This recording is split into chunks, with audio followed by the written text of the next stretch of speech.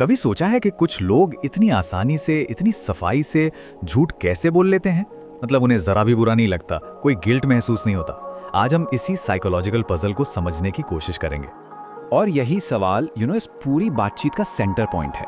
एक तरफ वो इंसान है जो झूठ बोलकर भी चैन की नींद सो रहा है, और दूसरी तरफ कोई है जो सच का बोझ लेकर भी परेशान है, बेचैन है। तो आखिर ये फर्क आता कहाँ से है? ये दो बिल्कुल अलग अलग दुनियाएं हैं, है ना? एक तरफ है झूठ के बाद का सुकून और दूसरी तरफ सच की चिंता। यही तो वो पैराडॉक्स है, वो विरोधाभास है जिसे आज हम डिकंस्ट्रक्ट करने वाले हैं। तो चलिए शुरू करते हैं। इस साइकोलॉजिकल पजल के पहले हिस्से में गोता लगाते हैं और ये जानने की कोशिश करते हैं कि एक झूठ बोलने वाले और एक सच बोलने वाले इंसान के दिमाग के अंदर आखिर चल क्या रहा होता है। अच्छा, सबसे पहले तो ये समझना जरूरी है कि झूठ का मतलब सिर्फ गलत बोलना नहीं होता। नहीं, सच को छिपा लेना या आधा अधूरा सच बताना, यहाँ तक कि कहीं पर जानबूझकर चुप रह जाना ताकि सामने वाला गुमराह हो जाए, ये सब झूठ ही है।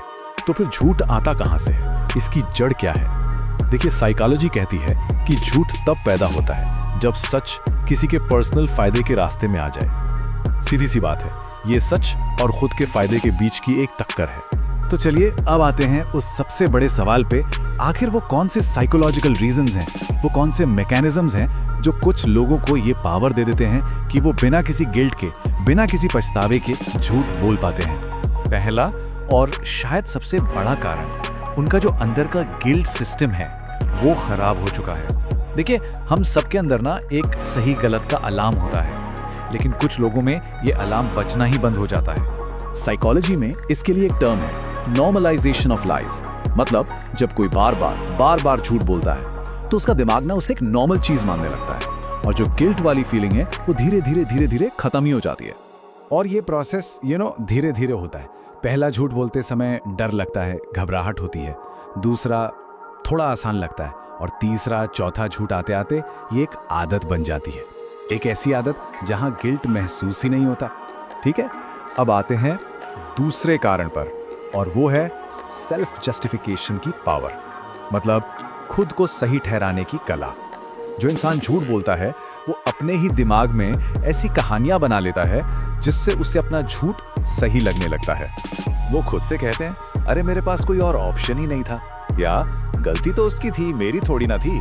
बस इस तरह वो अपनी ही नजरों में बेगुनाह बन जाते हैं और गिल्ट की फीलिंग से साफ बच निकलते हैं। और तीसरा बड़ा कारण है इमोशनल डिटैचमेंट, मतलब भावनात्मक रूप से एकदम अलग हो जाना। ऐसे लोग दूसरों की फीलिंग्स से खुद को पूरी तरह काट लेते हैं। उन्हें सच में कोई फर्क नहीं पड़ता कि उनके झूठ से सामने वाले को कितना दुख होगा, कितना दर्द होगा। उनके दिमाग में चलता है, भाई वो कैसा फील करते हैं ये उनकी प्रॉब्लम है, मेरी नहीं। और यही जो इमोशनल दूरी है, यही उन्हें बिना किसी अफसोस के झूठ बोलने की ताकत देती है, और वो रात को चैन की नींद सो जाते हैं। अच्छा, अब कहानी का दूसरा साइड देखते हैं। ये भी तो एक सवाल है ना कि जो लोग ईमानदार होते हैं, सच बोलते हैं, आखिर वही सबसे ज्यादा गिल्ट क्यों महसूस करते हैं? इसका जवाब एक शब्द में है, एम्पैथी, सहानुभूति। जो लोग सच बोलते हैं ना, वो दूसरों की भावनाओं को बहुत गहराई से समझते हैं। वो सिर्फ सामने वाले का दर्द महसूस ही नहीं करते, बल्कि कई बार तो उसकी जिम्मेदारी भी अपने ऊपर ले लेते हैं। तो अब सवाल ये उठता है कि अगर किसी की जिंदगी में कोई ऐसा इंसान है तो उसे क्या करना चाहिए? चलिए कुछ प्रैक्टिकल तरीकों को देखते हैं। देखिए, सबसे पहली और जरूरी बात, खुद को दोष देना बंद करना होगा। किसी और के कॉन्शियंस को कंट्रोल करना, वो मुमकिन नहीं है। इसलिए अपनी मेंटल पीस के लिए एक बाउंड्री बनाना बहुत जरूरी है। और हाँ, ये याद रखना कि ऐसे लोगों से दूरी बना लेना ये ताकत है, कोई कमजोरी नहीं। और आखिर में बस एक बात हमेशा याद रखने वाली है, ज्यादा महसूस करना, ज्यादा फील करना ये कोई कमजोरी नहीं है। सच तो ये है कि इस दुनिया में गहराई से महसूस कर पाना ही किसी की सबसे बड़ी स्ट्रेंथ हो सकती है।